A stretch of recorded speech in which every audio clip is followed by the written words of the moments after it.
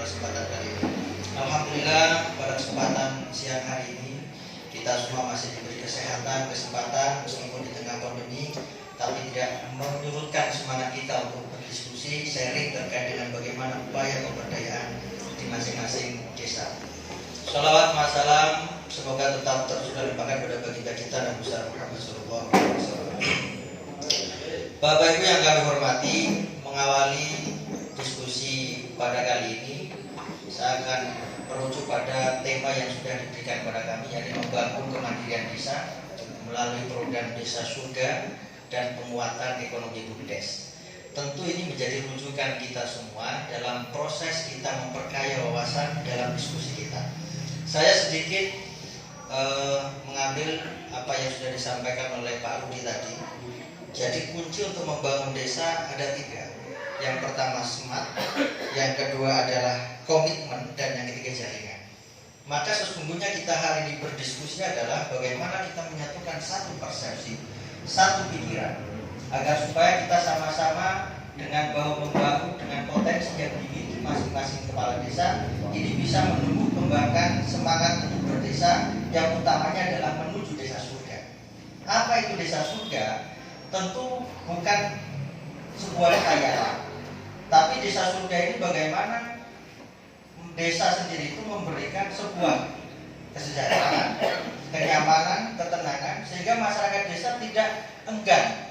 Artinya masyarakat desa enggan untuk keluar dari desanya, sehingga cukup dengan potensi desa yang dimiliki.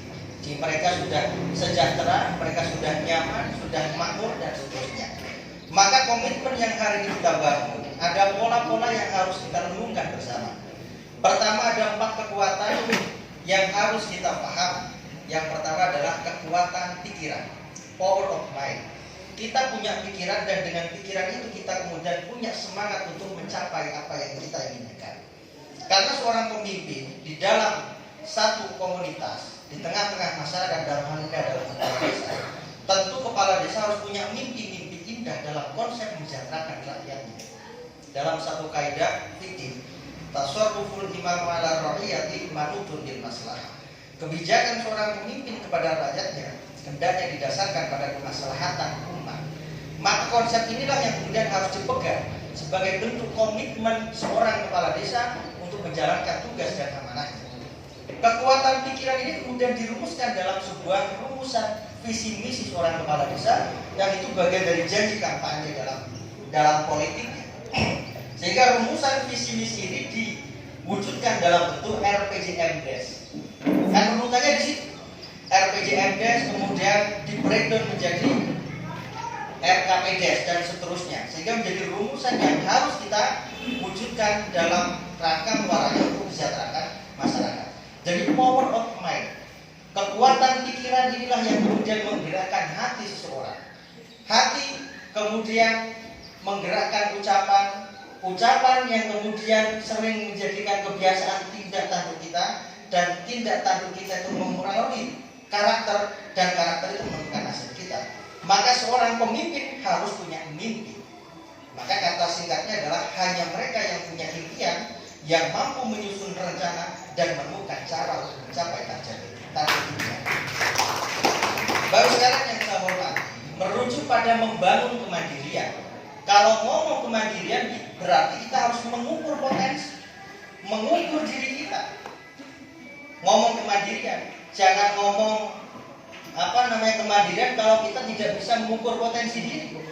Nah, dengan kita mengetahui potensi diri, tentu kita akan membangun mau apa dengan potensi yang kita miliki. Maka kemandirian itu harus diukur dengan sejauh mana kekuatan yang kita miliki. Apa kelemahan yang ada dalam diri kita sehingga kita bisa meminimalisir, peluang apa yang bisa kita lakukan, dan tantangan apa yang ada di hadapan kita. Karena tantangan di desa itu sangat kompleks. Tentu kalau ngomong mengukur kekuatan, saya yakin Anda terpilih sebagai kepala desa, pasti Anda punya potensi. Sadar maupun tidak disadari, Anda punya potensi, sehingga Anda dituju sebagai seorang pemimpin, orang nomor 1 di desa. Maka dengan potensi ini Anda harus bisa mengukur. Bagaimana caranya? Mengukur kekuatan. Apa kekuatan yang Anda miliki? Termasuk juga potensi-potensi yang ada di tengah-tengah masyarakat. Baik potensi sumber daya alamnya, baik itu potensi SDM masyarakatnya, termasuk juga Anda juga mengukur potensi diri, menganalisa diri.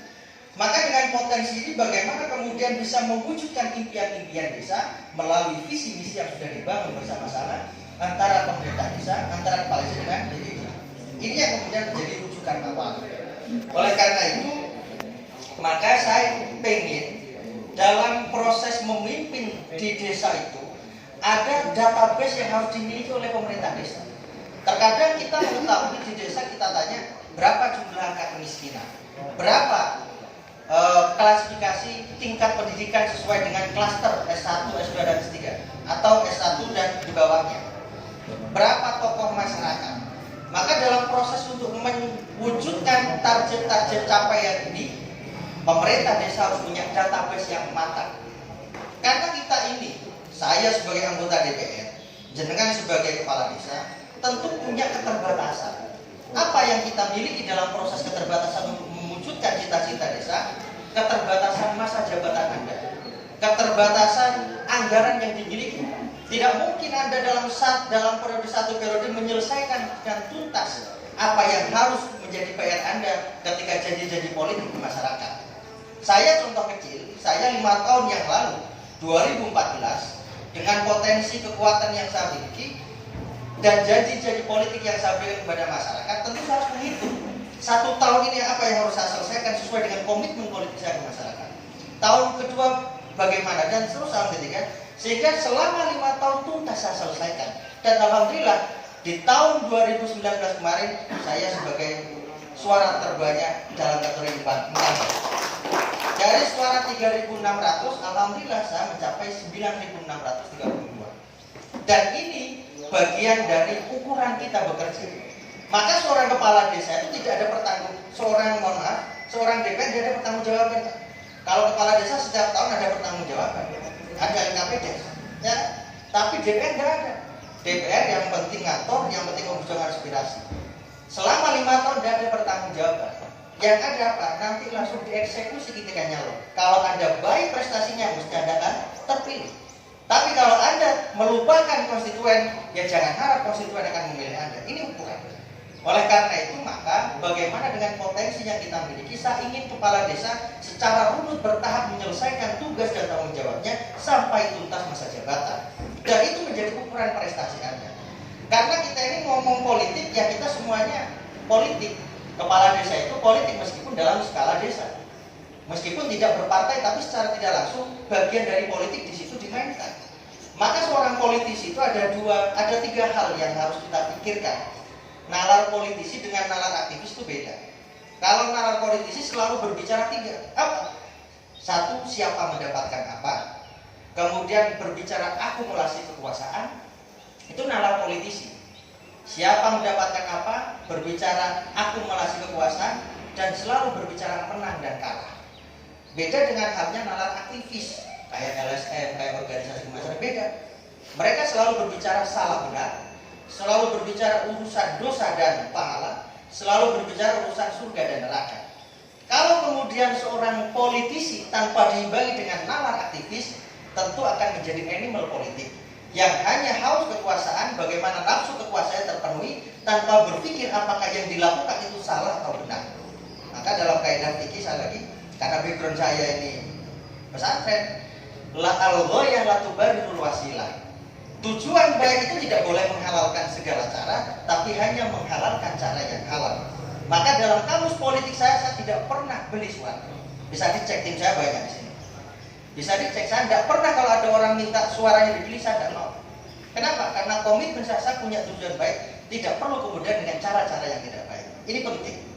Oleh karena itu, Bapak sekalian, dalam proses membangun desa, saya ingin desa punya database konkret sesuai dengan visi misi Anda. Karena di desa itu banyak garapan, urusan ekonomi, urusan kemiskinan, urusan pendidikan, urusan kesehatan, urusan kesejahteraan kemarin. Nah, sehingga timingnya Anda harus bertahap. Anda punya anggaran terbatas, tidak mungkin 1 tahun Anda bisa menyelesaikan akumulasi selama 6 tahun, 1 periode. Sehingga harus bertahap. Contoh kecil misalnya urusan kemiskinan. Berapa angka kemiskinan di desa yang harus Anda selesaikan, yang harus Anda intervensi dengan program-program desa. Contoh ada 500 misalnya dalam satu desa ada 500 angka kemiskinan. Yang kemudian Anda harus mampu menghitung mana skala prioritas tahun pertama yang harus ada intervensi.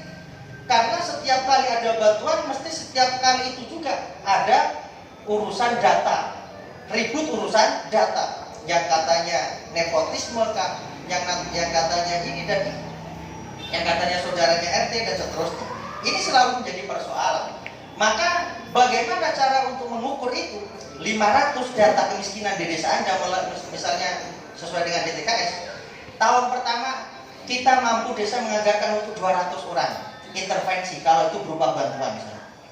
Tahun kedua 200 yang berikutnya, tahun ketiga 100 sehingga tuntas Anda menyelesaikan untuk intervensi pengentasan kemiskinan. Meskipun itu tidak menjadi jaminan untuk mereka mandiri dan berdikari atau mampu. Jadi yang pertama adalah mengukur kekuatan, mengukur peluang, tantangan dan kelemahan kita. Yang pertama.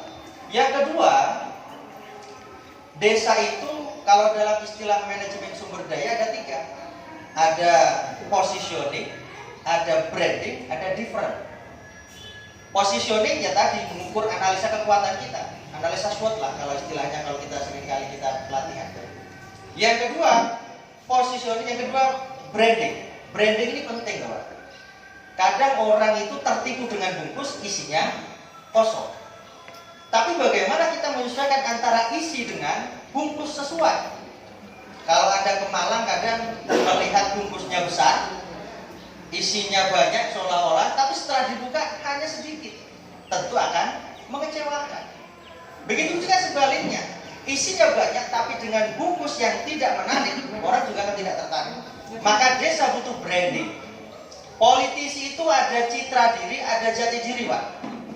Anda butuh citra hari ini. Bagaimana Anda mencitrakan diri dengan baik? Tentu dengan prestasi yang Anda miliki.